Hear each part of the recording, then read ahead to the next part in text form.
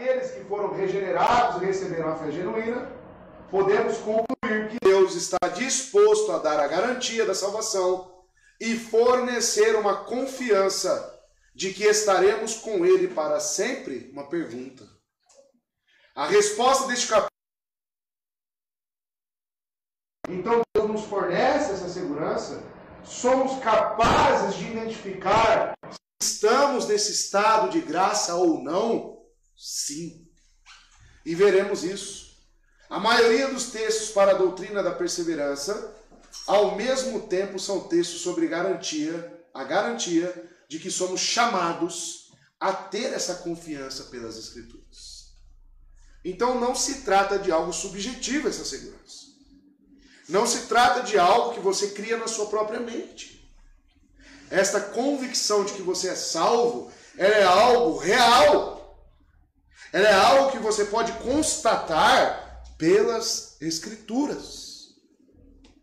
Então, muitas pessoas, irmãos, não conseguem, passam anos dentro de uma igreja e não sabem se são salvas ou não. Não têm certeza da sua salvação. Não têm certeza se estão nesta graça, sendo representados por Cristo. E eu diria que essa falta de certeza, em partes, é falta de conhecimento bíblico. Porque a palavra nos fornece essa segurança. E é isso que veremos no primeiro parágrafo, tá? A partir do primeiro parágrafo. Veja só aqui o que diz o primeiro parágrafo. Que existe uma falsa e uma verdadeira segurança. Embora os que creem temporariamente e outros homens não regenerados possam em vão iludir-se com falsas esperanças e presunções carnais de se acharem no favor de Deus e em estado de salvação, esta esperança deles perecerá. Ou seja, não terá perseverança. No meio do caminho, isso se desfará. A principal marca de um verdadeiro eleito de Deus é que ele chega na linha final, a linha de chegada. Ele persevera até o fim. Mas quanto aos que verdadeiramente creem no Senhor Jesus, então até essa vírgula aqui falou sobre quem? Os falsos. Mas quanto aos que verdadeiramente creem no Senhor Jesus e o amam com sinceridade, procurando andar em toda boa consciência diante dele, estes podem, nesta vida, certificar-se de que eles estão em um estado de graça e podem regozijar-se na esperança da glória de Deus. Esta esperança jamais os envergonhará. O que a nossa confissão está dizendo é que os falsos perecerão no meio do caminho. Eles não chegarão até o final. A fé deles será desfeita. Porém, os verdadeiros chegarão e ainda mais se alegrarão, regozijar-se nesta esperança. Para um eleito de Deus, estar com Cristo na glória é algo que já é real. É algo que ele já pode abraçar essa verdade aqui e agora. Ele já experimenta este estado de glória com Cristo. Porque ele está em um estado de graça. E ele pode constatar isso. Ele pode afirmar, olha aqui, certificar-se, ter boa consciência diante de Deus. Veja, amados, é algo que podemos com certeza abraçar. O primeiro parágrafo, então, do capítulo 18 vai falar sobre a falsa e a verdadeira segurança. Começando pela ordem, né? Tudo começa do começo, né? Capítulo 14 da nossa confissão, parágrafo 3º, já falou sobre os crentes temporários. Já abordamos isso aqui. Mas dessa vez fala em conexão com a segurança da salvação.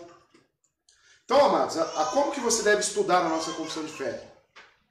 Um capítulo ele sempre vai estar conversando com outros capítulos. Tá? Então é necessário você ter um conhecimento completo da confissão. E nunca analisar apenas um parágrafo isoladamente. Veja que este capítulo está buscando informação e conversando lá com o capítulo 14. Parágrafo 3º. Tá bom? Então veja. Assim como sua fé, sua garantia também é falsa.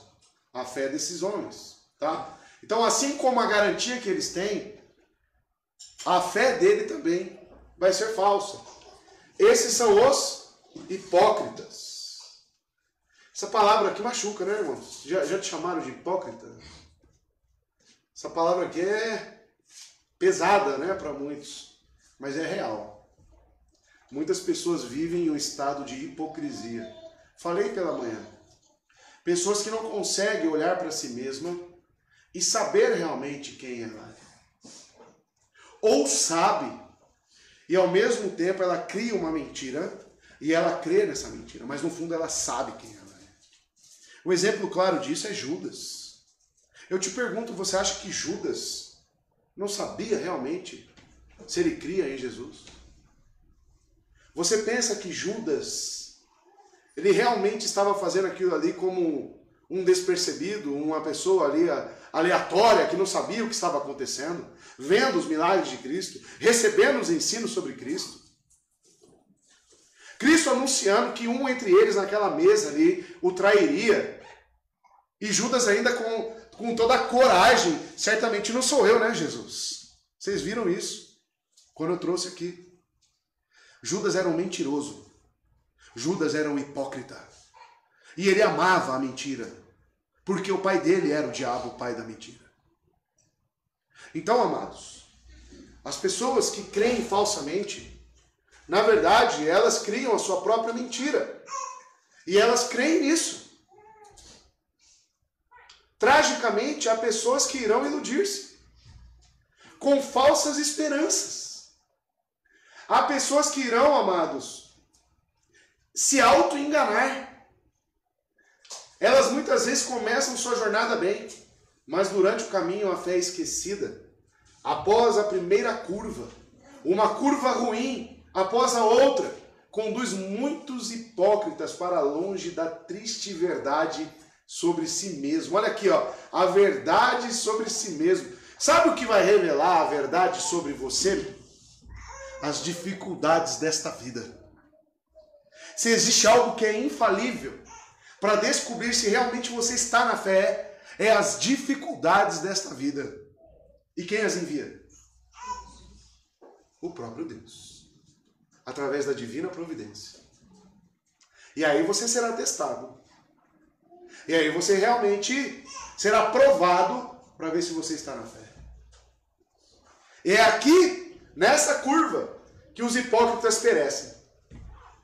Porque a situação imposta, ela vai revelar o coração através da atitude que ela tem. Por exemplo, se Abraão fosse um hipócrita, certamente ele não ofereceria seu próprio filho. A situação imposta por Deus, depois de tanto tempo de aguardo, de espera, fala, eu quero Isaac. Deus vira para Abraão e fala, eu quero Isaac para mim, sacrifica ele. Aquilo era um teste de fé. Aquilo foi um momento de crise para Abraão. E Abraão se viu ali entre a razão e a sua fé. A fé que ele tinha. Alguns comentaristas vão dizer, amados, que Abraão só ofereceu Isaac porque cria que Deus, ele tem poder sobre a morte. Ele tem poder na ressurreição. E esse foi o motivador. Ou seja, a confiança que ele tinha em Deus suplantava qualquer sentimento, qualquer razão humana. E ali ele passou no teste. Então, amados, a dificuldade, as curvas desta vida vai revelar quem nós somos. A verdade sobre si mesmo. Eu tenho muitas pessoas aqui nesta igreja que já passou por situações e ainda passa, que já teria todos os motivos para ter desistido da fé. Já teria todos os motivos para ter abandonado a caminhada com Cristo. E a grande pergunta, muitas pessoas olham para essas pessoas e falam, como é que ela consegue permanecer? Como que ela consegue caminhar? Eu digo a você como, por causa da fé que ela tem no seu Redentor. Será que uma pessoa dessa pode ter certeza da salvação? Com certeza. Com certeza. Então veja, amados. Por que os jovens às vezes não têm essa certeza? Porque os jovens não passaram ainda por experiências de crise. Talvez você não tenha passado por uma experiência de crise.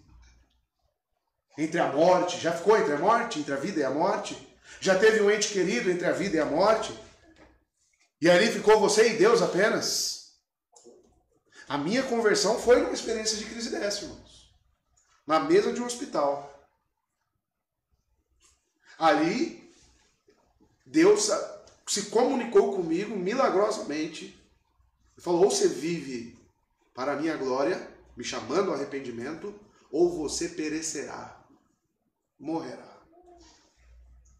E ali eu entendi que eu deveria viver para a glória de Deus. E ali eu recebi a fé no meu Salvador. Então essas experiências virão, irmãos. Esteja certo disso.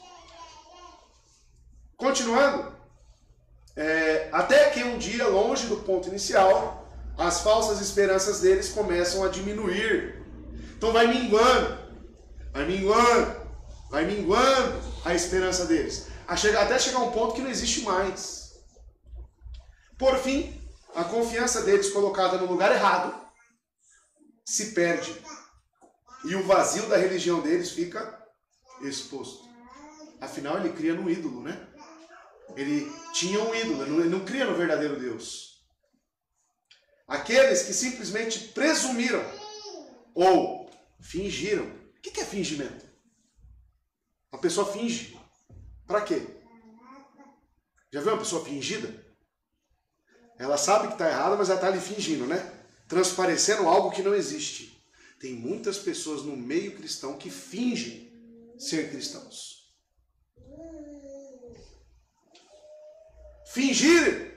Presumiram ou fingiram que tudo estava bem. E descobrem que, antes de mais nada, eles nunca estiveram atados à palavra de Deus. Isso aqui é muito importante. A palavra de Deus. A definição de fé, segundo a nossa confissão. O que é fé? Segundo a nossa confissão. Fé no quê? Na palavra de Deus. Não existe fé em Cristo apartado disso aqui, ó. Da palavra. Esse é o medidor. Para ver se a sua fé é genuína. Esse é o medidor. O quanto que você se compromete com isso. O quanto que isso exige de você e você o busca. E você quer se enquadrar na palavra de Deus. Essas pessoas falsas estão tentando fazer o quê? Abençoar a si mesmas. Deuteronômio 29:19. Por que Paulo chamou em Gálatas os judaizantes de falsos irmãos? Por quê, irmãos? Os judaizantes, eles professavam o cristianismo? Professavam Cristo. Só que, junto tinha que ter os sacrifícios e todos os ritos judaicos. Paulo olha para eles e fala, vocês são falsos irmãos. Ou seja, vocês são fingidos. Vocês não são de Cristo. Porque a confiança deles não estava completamente em Cristo.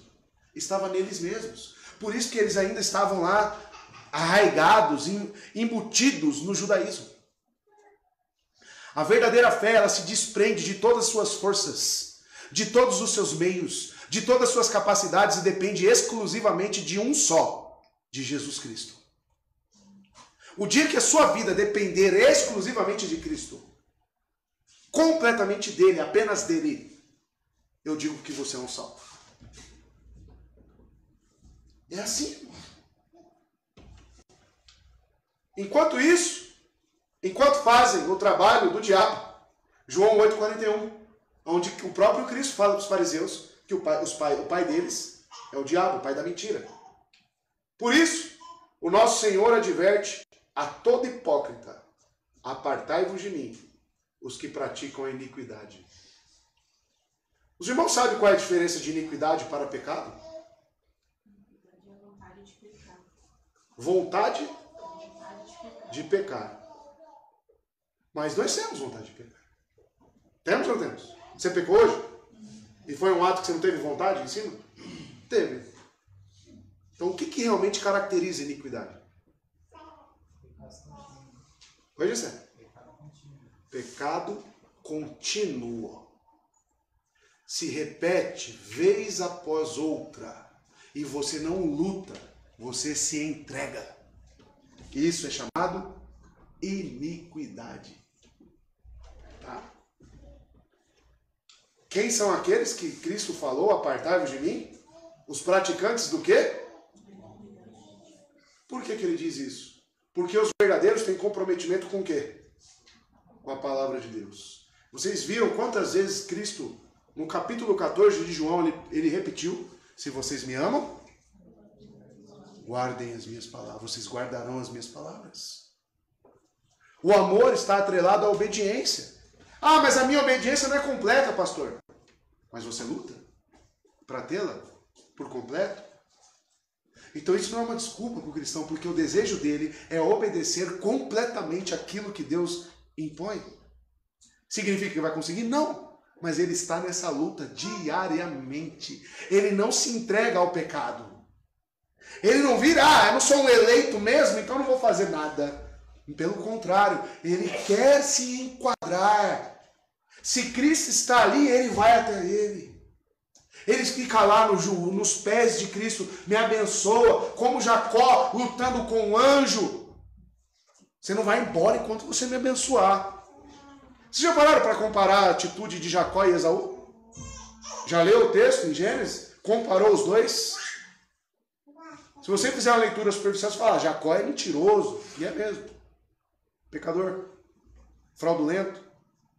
Mas ele tinha um apego pelas coisas de Deus fora de sério.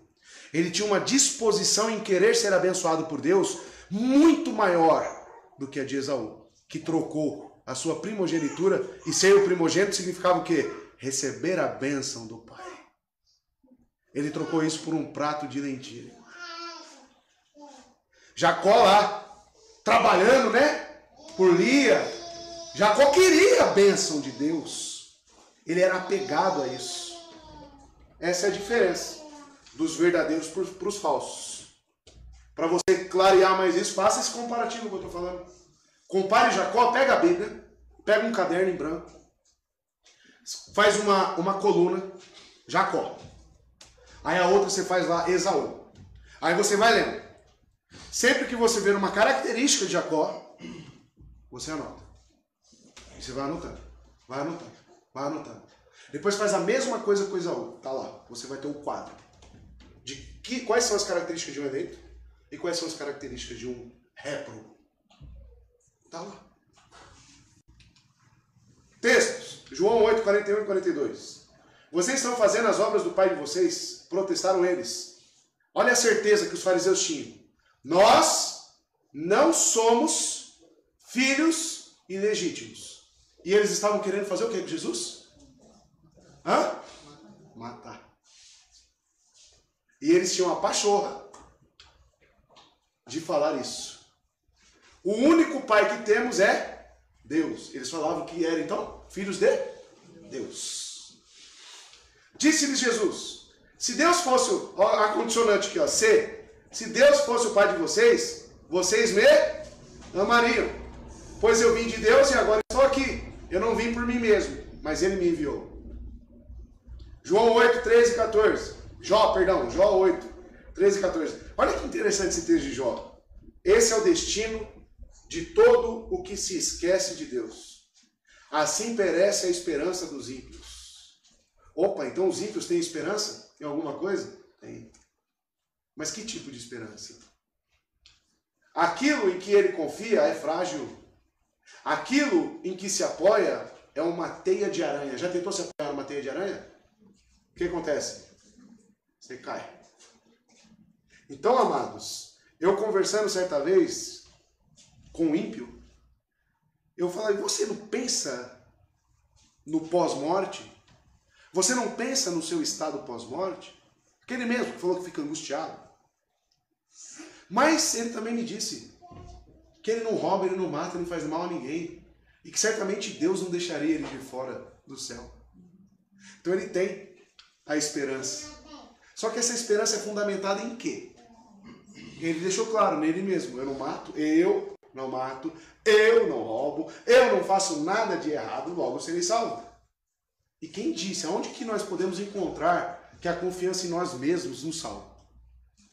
Em lugar nenhum. Isso é se apoiar em teia de aranha. No que você se apoia? Qual é a base da sua certeza para a salvação? Você confia completamente em Cristo? Miqueias 3:11. Seus líderes julgam a troco de suborno. Seus sacerdotes ensinam por lucro. Os seus profetas adivinham em troca de prata. E ainda se apoiam no Senhor. Eles ainda fazem tudo isso e ainda se apoiam no Senhor. Falam que eram filhos de Deus. Dizendo: o Senhor está no meio de nós. Nenhuma desgraça vai nos acontecer. Está aí, ó. Aqui é a certeza dos falsos crentes. Vivem como ímpios, mas arrogam para si paternidade divina. Garantem, você perguntar para ele: você é salvo? O que ele vai dizer? Com certeza. Mas fundamentada em quê? Essa certeza. Tua vida não condiz com o que você está falando. Crentes temporários. A confissão começa primeiro com uma palavra de aviso, ou seja, um aviso sobre falsos crentes. Esses são crentes temporários, irmãos. E são homens não regenerados. Tá errado aqui, regenerados. Os crentes temporários são só sementes que caíram sobre a rocha, na parábola do semeador.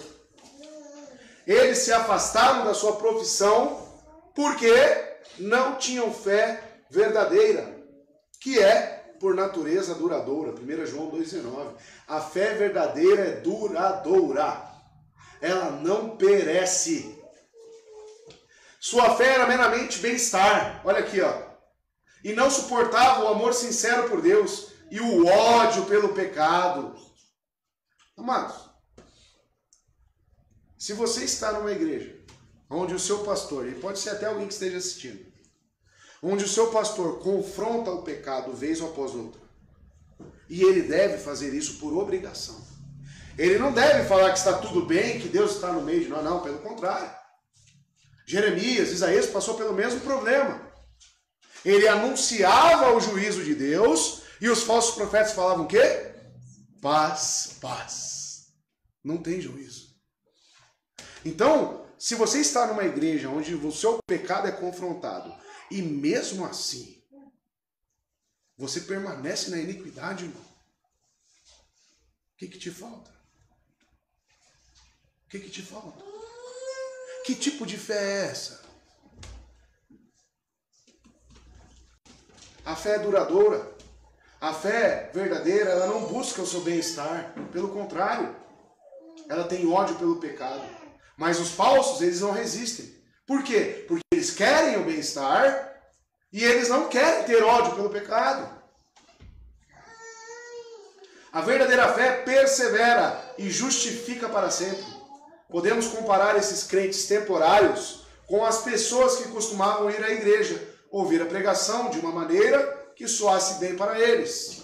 Eles não sabiam muito sobre a fé, não tinham sido apresentados um evangelho claro e bíblico, e depois de repetir uma oração, eles foram informados de que foram salvos.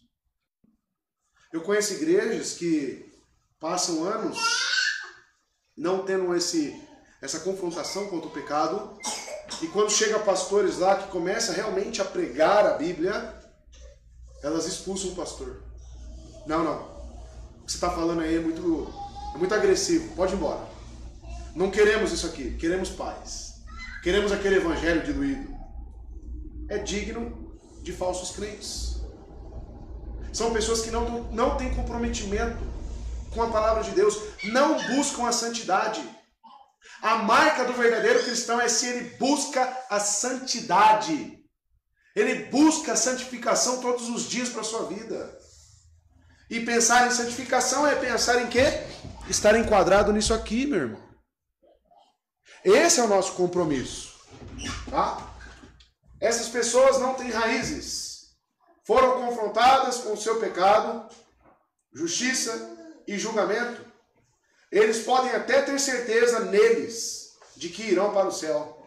Mas sua garantia consiste, como diz a confissão, em falsas esperanças e presunções carnais de estar no favor de Deus e no estado, né, de salvação.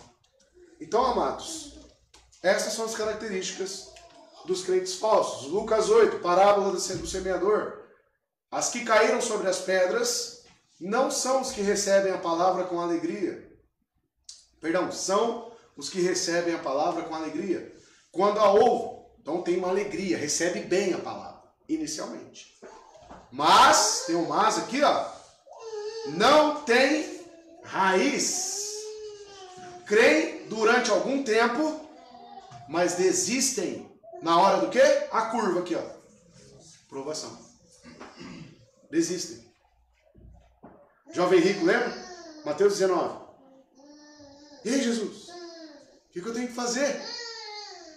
Jesus fala os mandamentos. Honra teu pai e tua mãe. Tudo isso já tenho feito. Pois bem, agora vai, vende tudo que você tem, doa aos pobres e me segue. Aí aconteceu o quê? A curva veio para ele, irmão. A curva veio. E ele foi embora. Então, se você realmente é um eleito de Deus, um salvo, você vai perseverar, irmão. Você vai chegar até o final. E mesmo que você derrape, o próprio Cristo vai te reconduzir. Porque se trata da obra dele e não dos nossos méritos e da nossa capacidade. Nós o amamos porque ele nos amou primeiro. Hebreus 6, aí está aquelas pessoas que foram iluminadas, provaram, tornaram-se participantes, experimentaram a bondade da palavra de Deus e caíram. É impossível que sejam reconduzidos ao arrependimento. Pois, para si mesmos, individualmente, para si mesmos, estão crucificando de novo o Filho de Deus, sujeitando a desonra pública. Por que o autor de Hebreus escreve isso? Porque as pessoas estavam abandonando o cristianismo e voltando para o judaísmo. Por isso que ele escreve isso aí. Já expus aqui, né? Os irmãos já viram nas quartas-feiras. E o oposto? A verdadeira segurança. Então veja. Mas há uma verdadeira esperança, uma verdadeira garantia. Isto é, para eles que realmente creem no Senhor, para aqueles que realmente creem no Senhor Jesus e o amam em sinceridade, eles são descritos como aqueles que se esforçam para andar com toda boa consciência diante dele. Romanos 7, 24 e 25.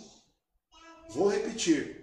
Olha a marca daqueles que realmente são salvos. Se esforçam para andar com toda boa consciência. O que é andar com uma boa consciência? E aí, Anne, o que é andar com uma boa consciência diante de Deus? É se entregar? Quem se entrega ao pecado tem isso? É possível? Os crentes verdadeiros, eles lutam, se esforçam, estão na igreja, estão na comunhão com os santos para quê? Para serem aperfeiçoados. Eles se esforçam para andar com toda a boa consciência. Essa é a marca do eleito. Essa é a marca do eleito. Ele se esforça, ele está lá, ele está lutando, é como Jacó. É como Jacó. Peca, erra, sim. Mas ele não desiste, ele se esforça, ele busca a reconciliação, ele busca arrependimento. Essa é a marca, irmão. Eles não são aqueles que se enganam com falsas esperanças. que significa isso? Que constantemente o verdadeiro, ele está examinando para ver se ele está na fé. Constantemente ele está colocando um baita de um espelho na frente dele, falando, e aí? Qual é seu comprometimento com Cristo? E aí, quem você é? Você ama Jesus? Você faz isso, irmão? Você se confronta? Eu leio a palavra, sabe como? Estou lá em Davi. Né? Ele se preparando para alguma batalha, orando a Deus, consultando lá os profetas. E eu pergunto, e eu consultaria a Deus? E eu no lugar de Davi? Aí você vê Davi lá na caverna, lá pronto para matar Saul. E eu me pergunto, e eu mataria Saul? E eu teria esse caráter misericordioso? Em toda a Bíblia. Em toda a Bíblia. Eu jogo ela contra mim. Para quê? Para saber quem eu sou. Porque o nosso coração é enganoso. Agora, se você é aquele lá que fala, vou ver o que Deus tem de bom para mim hoje. Aí abre assim. E suicidou-se. Judas se jogou. Né? Aí pronto. Né? Quero ver, né? Ou vai ter uma viagem de avião, né? Abre lá, vai na passagem do ladrão na cruz. Hoje mesmo estará comigo no paraíso, né? Aí ainda é uma coisa boa, né? Vai estar no paraíso, né? Mas aí crê nisso, né? E vive. Amados, eles não são aqueles que se enganam com falsas esperanças, mas procuram obedecer e agradar a Deus de... O que é coração na Bíblia? Quando a gente encontra a palavra coração. Em todo o seu ser. Então é um esforço de corpo e alma. Estes podem nesta vida ter certeza de que estão em estado de graça. Estes podem. Podemos ter certeza, é a garantia de que estamos no estado de graça e em paz para com Deus. Podemos. Se você se enquadra nisso, você pode ter a certeza da sua salvação. Aqueles que realmente acreditam no Senhor Jesus e o amam na sinceridade, podem se alegrar na esperança da glória de Deus. Romanos 5:2.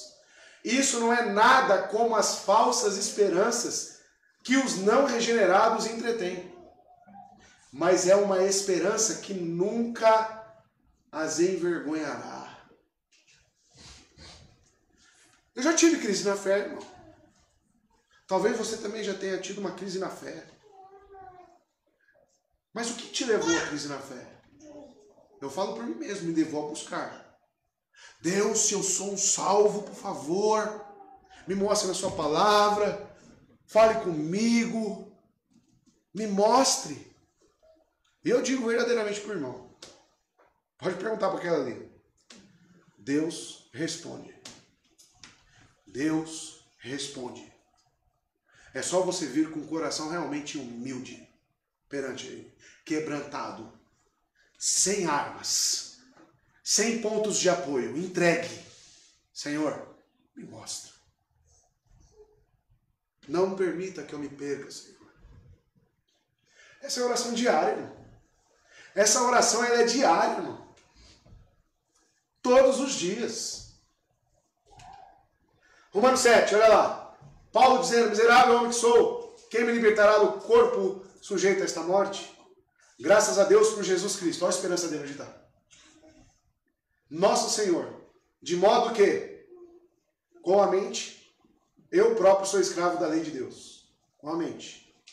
Mas com a carne, da lei do pecado. Aonde que estava o prazer, então, de Paulo? Aonde que estava a meditação, a mente dele? O que ele queria fazer? Ele diz aqui, ó. Com a mente, eu próprio sou escravo da lei de Deus. Mas se depender da carne, da lei do pecado. Está aqui, claramente para nós. Aonde que estava a confiança de Paulo? 1 João 5,13. Escrevi-lhes essas coisas a vocês que creem no nome do Filho de Deus, para que vocês saibam. Saibam o quê? Que tem a vida eterna. Então, 1 João ele escreve para quê? Para confirmar essas pessoas de que eles estão na fé. Certamente João conhecia. Certamente João viveu aquelas pessoas. E viu. Garantia no estado da graça. Ao contrário dos crentes temporários, os eleitos podem certamente ter certeza de que estão no estado de graça. Mas em que se baseia essa certeza?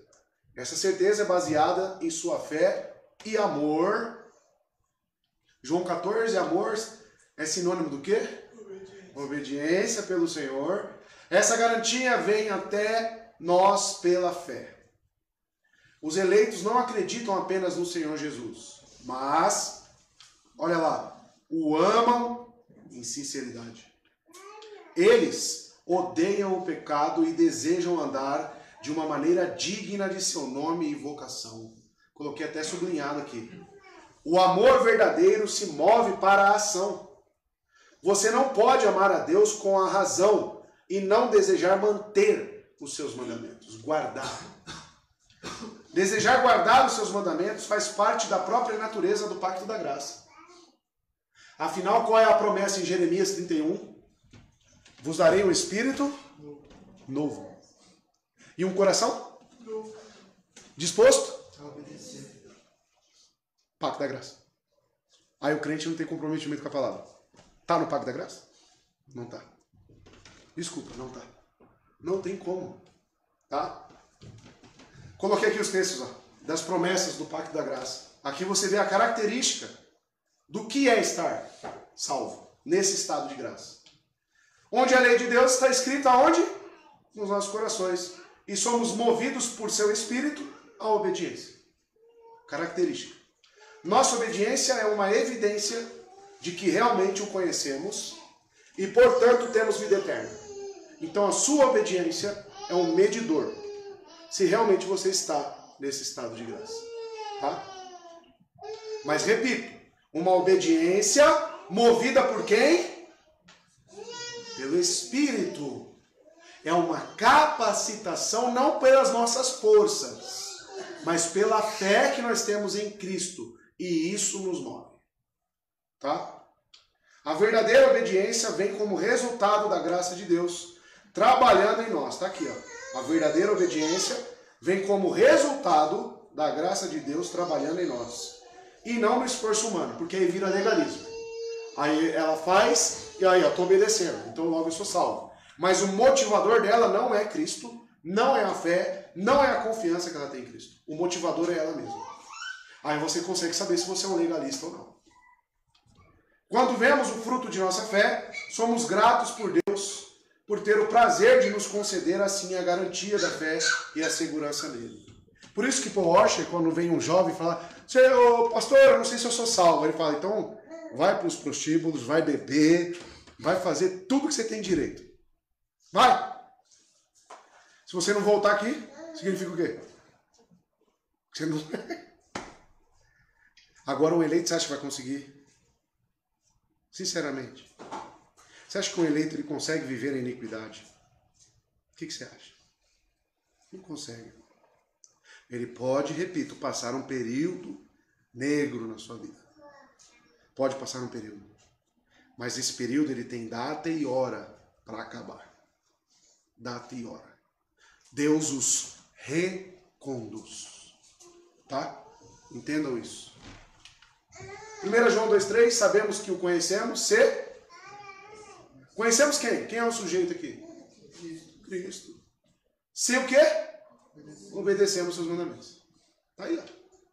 Não é eu que tô falando, não. João 14,15, aí vocês já viram, já expus aqui, né? Nos domingos anteriores.